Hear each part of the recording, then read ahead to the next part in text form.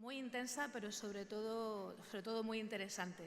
Y quiero agradecer, bueno, pues personalmente a la secretaria general, Emilia Sainz, y a Firdaus, que nos hayan propuesto, ¿no?, a la Federación Española de Municipios y Provincias estar presentes hoy aquí, pues bueno, para compartir, porque efectivamente habrá próximas sesiones, pero bueno, España, como saben, tiene más de 6.000 ayuntamientos, municipios, menores de 5.000 habitantes, a los que todo el tema de la seguridad alimentaria, la cadena de producción y demás nos es importante y relevante. Me habían pedido que hiciera una breve resumen, eso es muy complicado, por lo que simplemente he tomado algunas notas y pasaré luego la palabra tanto a la secretaria general de CGLU como al alcalde de Chefchaouen para finalizar. Yo quisiera compartir, ¿no?, con todos ustedes que lo primero de todo es que ha habido muchísimas coincidencias en las exposiciones de los distintos intervinientes a lo largo de la mañana y provenientes de diferentes instituciones, organismos y demás, lo que eso creo que demuestra que al final estamos todos mirando con las gafas que dicen mucho de lo local como respuesta local al reto de la transformación de los sistemas globales alimentarios, ¿no? Se ha dicho que el sistema actual no es sostenible, creo que es algo que estamos todos de acuerdo, y que necesita una reestructuración inmediata para luchar contra la creciente pobreza alimentaria, con lo que conlleva la creciente también brecha entre territorios, ¿no? Se ha coincidido plenamente, por supuesto, en que el papel de los gobiernos locales es el de liderar este cambio, ¿no?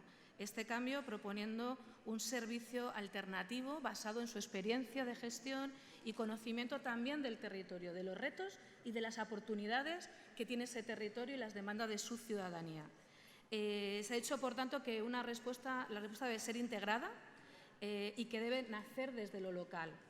Hay que darle la vuelta a esta visión de arriba a abajo y volver a esa visión de abajo a arriba para que, decía, creo que ha sido Gabriel, que la seguridad global alimentaria será local o no será, ¿no? Ese es el lema, además, de nuestro movimiento global, y podríamos terminar diciendo que la vida mejorará si se hace desde lo local y si no, no será en todas sus acepciones, ¿no?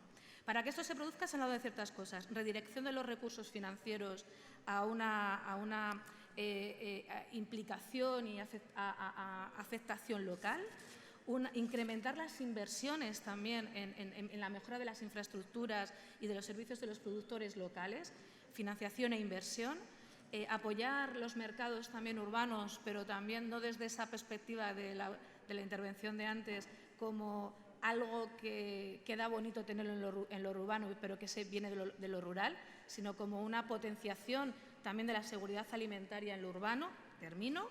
Y las competencias. A mí solamente había una cosa que me gustaría poner en la mesa y daros la palabra, que es, creo que hay que incorporar también, y quizás no se ha hablado, es el tema de los medios de comunicación y el tema de la sensibilización a la ciudadanía. Es decir, todo lo que habéis hablado esta mañana, a lo largo de la mañana, requiere una aceptación por parte de la ciudadanía, porque como tú decías, Emilia, esto no va a ser fácil. Tenemos que renunciar a acciones actuales para mejorar el futuro. Por tanto, doy la palabra ahora sí a, creo que primero, Mohamed Sefiane, alcalde de Chefchaouen, embajador especial, enviado especial de CGLU para los sistemas alimentarios.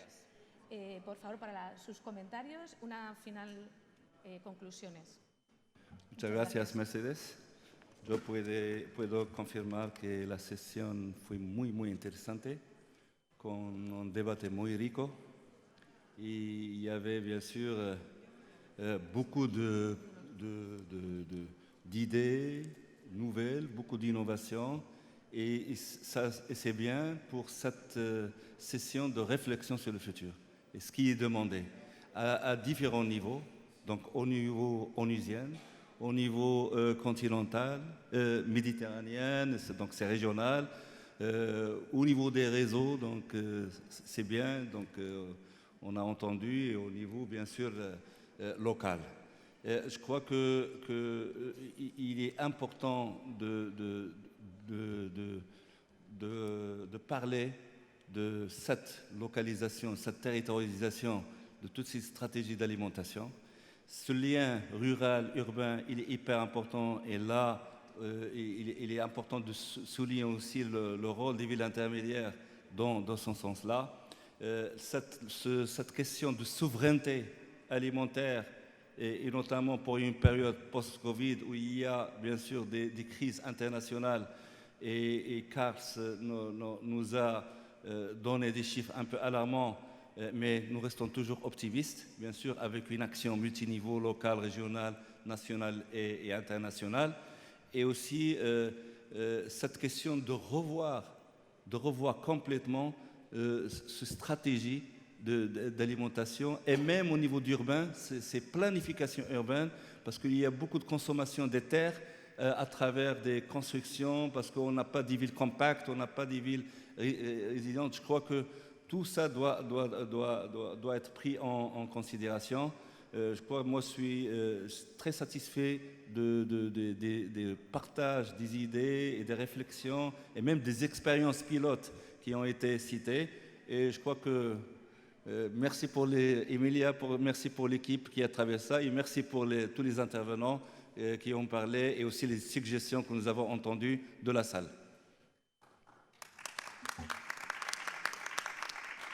Muchas gracias, alcalde. Y ahora le doy la palabra al vicesecretario general de la Unión por el Mediterráneo para que también haga una final remarks, ¿no? Muchas gracias, muy amable. Thank you so much. I am very glad to be here again today to summarize about what we discussed this morning. And personally, I had several other meetings, bilateral meetings with some personalities here present, and I believe that this kind of events is a big opportunity for all of us to discuss about our common challenges and to discuss about the future of the new generations related to food security in this global context, which is, of course, marked by these disruptions related to the witnesses related to water, related to climate change and other issues. And I believe that as we tackle these questions at the global level, we need also to work locally with the local entities. And I think that this planet is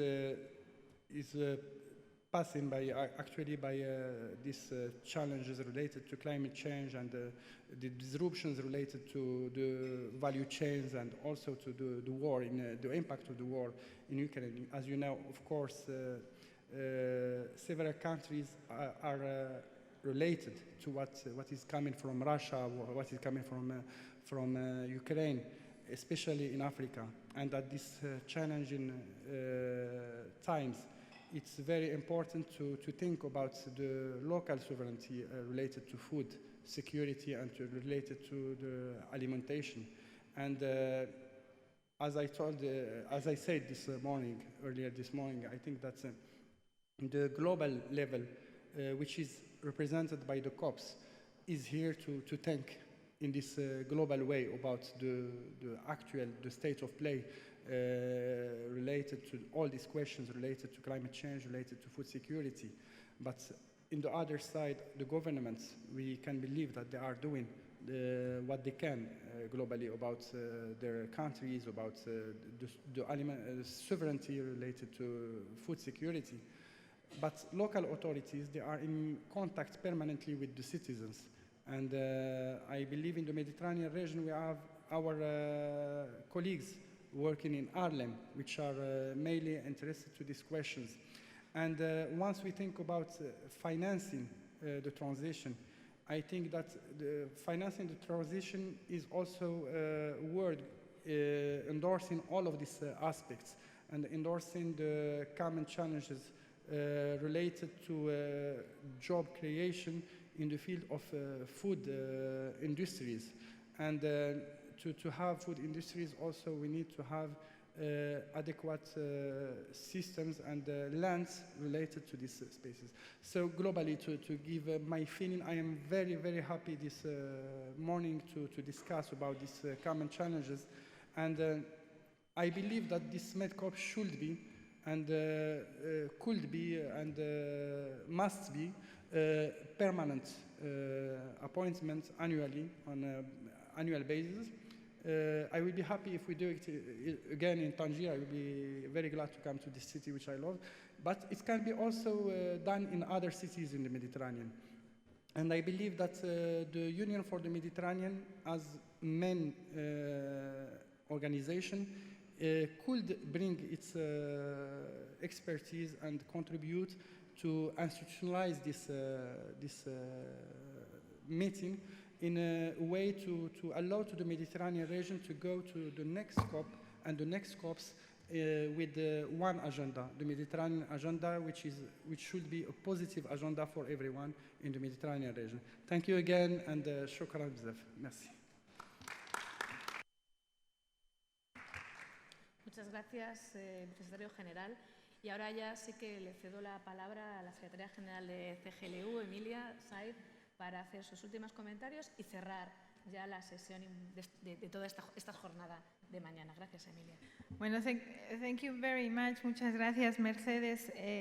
También felicitarte por lo que creo que ha sido un excelente sumario de las ideas principales que hemos cubierto en este ejercicio de visión de futuro, que ha sido con un formato un poco peculiar, intentando crear una historia, ¿no?, para nuestra narrativa, porque de estas ideas, de estas reflexiones, tenemos que darle forma a nuestros compromisos y se tiene que traducir en pasos concretos en nuestro plan de trabajo, ¿no? And so when they offered me to participate in this last segment, I said to my team, why do I need to go back there? Because I will have said anything and everything already. But in fact, I am happy I'm here because I would like to challenge some of the things that have been said, and I think we need to challenge ourselves as well. I mean, obviously, I am very much in line with everything that has been said, and I really like how our discourse has been evolving, and I was saying it to the mayor some years ago. We were together in Chefchaouen in our forum of intermediary cities. We were tackling this issue, and I have seen our narrative evolve. But I have also seen other things this morning, and that is that we are confirming a failure of the system. And part of the failure of that system is the confrontation and the polarization, which is fake. The opposition between city and rural is not a reality. It shouldn't be. And if in this period of time where we are coming to realize through an augmenting glass how linked the realities are, if we make a fight of this and we continue to consider it as opposition, we will be making a very big mistake. I come from a village that is 100 people. 100 people. And many of the children that I know now, 5 years old, from that very little village, very few, there are around 5 or 7, not enough for a school. They need to go to other schools. Those children, they don't know how to cultivate potatoes. They don't know where meat comes from. My family in Argentina, that comes from one of the biggest lands producing big agriculture, their children, they don't know this food either. They know McDonald's and Kentucky, chicken, and all of these things. So it's not a confrontation between rural and urban. It is a fake system. And that's where we need to put the fight. It is a fake system that makes us believe that things happen by magic, that things just happen. Things do not happen. They are choices. They are political choices, governance choices, systemic choices. And our proposal is to change the choices. Why? Because we know what works. Another fake news that I want to beat today that we have been building on. You know, we talk, but we don't do. I'm sorry. But the constituency that I represent does that. It's doing every day. But we have a problem of a scale. What we don't have is a scale. Nobody, I was yesterday in Paris at City Hall in an alternative summit to the national summit, talking about local finance, because we don't have a scale. So it's very nice that von der Leyen says today that we need a new financial pact. I fully agree. And I hope it is around the SDGs and not around something else. But what we need to talk about is the scale. And if we don't talk about financing local and regional governments, the territories, and pay attention, local and regional governments, and I could talk about local only because everything's subnational, then we will fail again. So it's not we are lacking action, but the type of action that we undertake at our level of constituency is not supported by the kind of investment that will make a difference. The fight against migration. There is no fight to fight. Mobility, human mobility is natural. And I see my nephews and nieces going away from my village like I have gone away, and I see myself coming back to my village in a couple of years, and some of them will be staying there, and what I hope is that we mend the system that will allow them to have a life around those villages as well. There is no fight to fight as long as we make the right choices. The problem now is that we are using most of the Argentina, and I use Argentina because it's what I know, most of the Argentinian land in agriculture, we are using it to export something, to produce energy that nobody can eat, and that is killing the market also in Africa and Latin America. It's a system that is not meant to feed people. And so I think it's very important that we bring this to the discussion, to the international discussion, that we don't feed into fake dichotomies, that we identify the right to the city as the right to your neighborhood, to the place where you live, be it a rural or an urban area. That we talk about security, food security, when we talk also about food quality and nutrition. And that we don't interpret this agenda as an agenda of either the global north or the global south, because it is a common agenda. We are all suffering from it.